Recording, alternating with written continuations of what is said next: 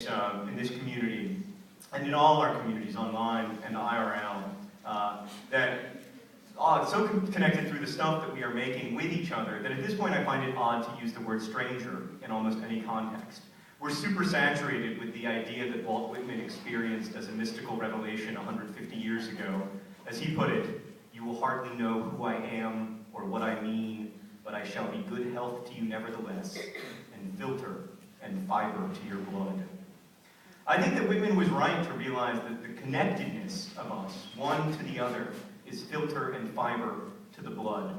Hundreds of millions of people have Facebooks, and while I know only a fraction of those people, there's a strangely fortifying comfort to knowing that they are out there, and that I am, through some network, connected to them. But there's profound risk in that hyper-connectedness too, as we're beginning to see. It becomes so easy to find a group of people who agree with everything you think, and then to spend your life in an echo chamber, only hearing voices that you already know you agree with.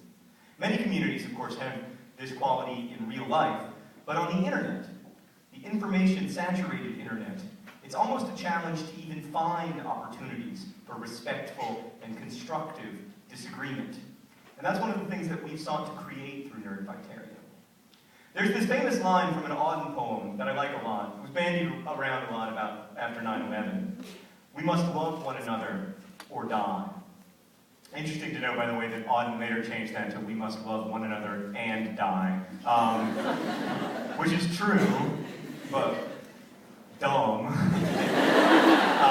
Auden went through, please don't ever let me do this, Auden went through and made almost all of his poems significantly worse at the end of his life. So yeah, please restrain me from trying to edit my books, even though they certainly aren't perfect. Anyway, he originally wrote the far superior line, "We must love one another or die." I always think about that when I think about how books connect us. Great books show us not only the importance of loving one another, but the nature of that love. They show us that Auden did not mean we must love other members of our political party or die, or that we must love our fellow countrymen or die. He meant that our survival is staked on the other, on the truly other. As hard as it is for us to understand that the people we know are as fully human as we are, it's even harder to imagine the truly other, effectively. Because we don't see those people on Facebook or on Twitter. And this is why we must do the hard work to remain conscious of the fact that other people, despite the circumstances, have birthdays. I believe that reading and writing and engaged internet-based creation can be helpful paths to that consciousness. But I do not pretend that it is easy. All right, so here's another story that some of you know, and since some of you know it, you'll get a little more music. I wrote this book, Paper Towns, that came out a couple years ago, and this isn't a spoiler, really. It's just a thing that happens at the very end of the book. All right, so there's this weird phenomenon in cartography where map makers will intentionally insert fake towns into their maps.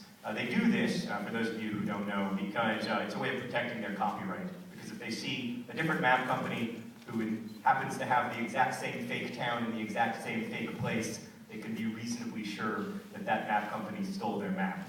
Map makers have been doing this for a long time, since all the way back, and they still do it. You see a lot of, they're called trap streets, or trap towns, or paper towns, or copyright traps. You see a lot of them on Google Maps, on MapQuest, on Yahoo Maps. You see a lot of them in printed maps still.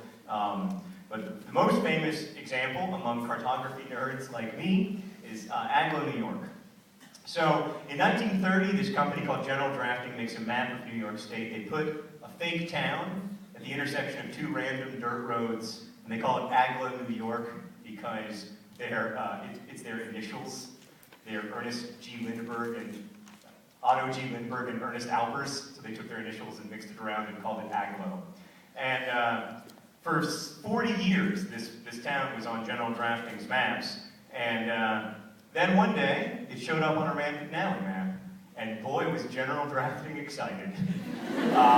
And they called Rand McNally, and they were like, "You guys are in big trouble. we're gonna sue your pants off. The town Agloe, New York that you put on your map is fake. We made it up, and you are going to give us all your money.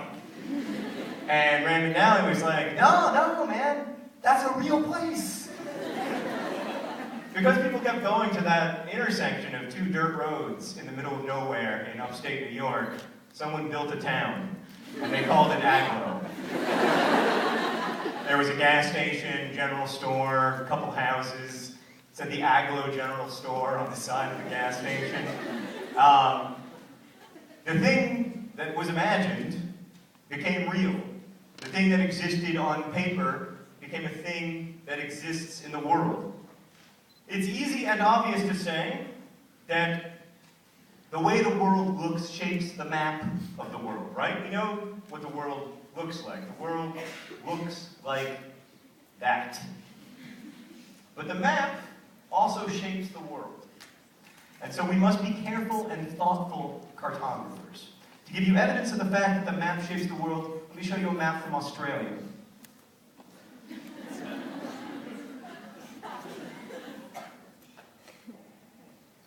Oh, that was my last one. I do like that one, though. The only reason that north is up, of course, is because we're in the north. I think that we must be careful and thoughtful cartographers for ourselves and for each other, because the maps that we draw through the stories that we tell and the way we imagine the world around us shape our understanding of ourselves, others, and the world.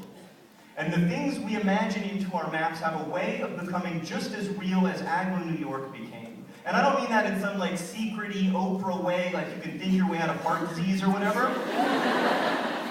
But the truth is that nothing that is made by our hands can ever become real unless it is first imagined.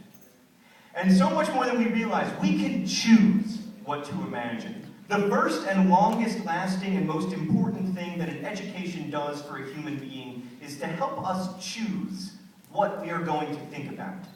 This is why in 3rd grade we are instructed to think about arithmetic instead of learning about the work and legacy of the Backstreet Boys. The basic job, they were a band. In retrospect, I should have gone with NSYNC. The basic job of school for the entire time that we are there is helping us to figure out what are we going to spend our lives thinking about. It's true in 3rd grade when you're learning arithmetic, and it's true in college when you are studying Descartes. You are learning what, over the last few thousand years, the people who came before you thought was worth our attention, so that you, in turn, can contribute to that conversation. But of course, most of the conversation and most of our lives are spent outside of school. There are all these hours when we're home, watching television, reading our Twitter feeds, watching TV, I put in that twice, watching YouTube, playing video games. I mean, I suppose also having conversations IRL, but mostly doing that stuff. It's TV, it's video games, it's Twitter, it's Facebook, it's the feed. And so it can feel at times as if it's not a choice to know that Khloe Kardashian just dyed her hair, or that Will Ferrell will be appearing on The Office, or to know the lyrics to that aggressively vapid new Kesha tune. It doesn't feel like a choice to be able to name all the winners of American Idol, but not to be able to name the winner of this year's Nobel Prize for Literature. But it is a choice. And good books are in the business of helping readers and writers alike to see the breadth and complexity of life so that we might make our choices consciously and thoughtfully, lest we all, to borrow a line, end up bubbles on the tide of contemporary culture, bobbing about aimlessly. William Faulkner said once that the poet's voice need not merely be the record of man. It can be one of the props, the pillars to help man endure and prevail.